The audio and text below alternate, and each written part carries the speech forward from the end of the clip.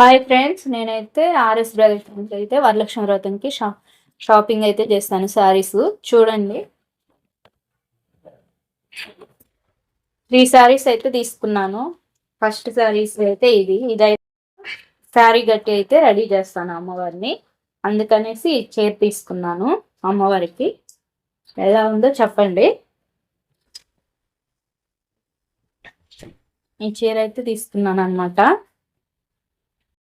ఇలా బార్డర్ అయితే ఇలా వచ్చింది, బ్రౌన్ కలర్ లో బార్డర్, వైన్ కలర్ అనమాట. ఇది wine colour border, orange colour sari.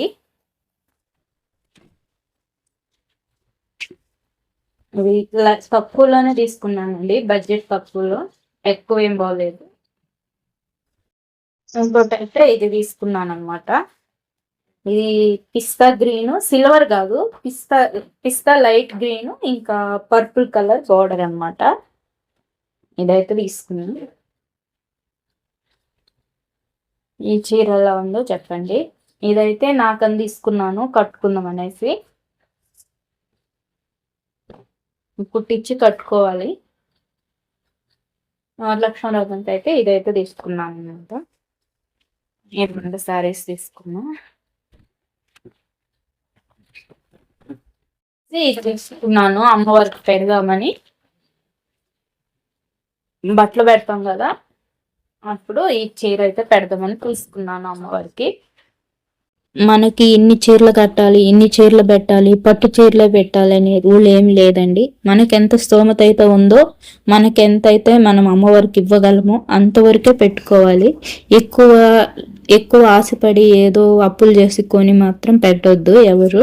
మనకున్న దాంట్లోనే పెట్టుకోండి. నేనైతే కొంచెం కొంచెం ఎత్తి పెట్టుకుంటాను అమ్మవారికి. ఫ్రైడే అట్ట ఎత్తి పెట్టిన వాటిల్లో కొంచెం వేసుకున్న, కొంచెం మా వారిని అడిగితే ఇచ్చారు. మళ్ళీ మన హస్బెండ్ అనుమతితోటే తీసుకోవాలండి. బలవంతంగా అయితే వాళ్ళని బలవంతం చేసి అయితే తీసుకోవద్దు. ఎప్పుడు నేను అలానే చేస్తాను. వరలక్ష్మి వ్రతంకి అయితే ఇష్టంగా చేయాలన్నమాట, ఇద్దరు అనుమతితో చేయాలి. ఉన్నాయో కామెంట్ చేయండి, లైక్ చేయండి, షేర్ చేయండి, సబ్స్క్రైబ్ చేసుకోండి. ఎలా ఉందో శారీస్ అయితే కామెంట్ చేయండి. ఇంకా ఈ అమ్మవారికి పెట్టే కడదామన్న చీర అయితే ఎలా ఉందో చెప్పండి. ఇదైతే కడదాం అనుకుంటున్నాను. ఈ మూడిట్లో ఏది కడితే బాగుంటుందో అమ్మవారికి కామెంట్ చేయండి. ఈ చీర అయితే నేను కడదాం అనుకుంటున్నా అమ్మవారికి.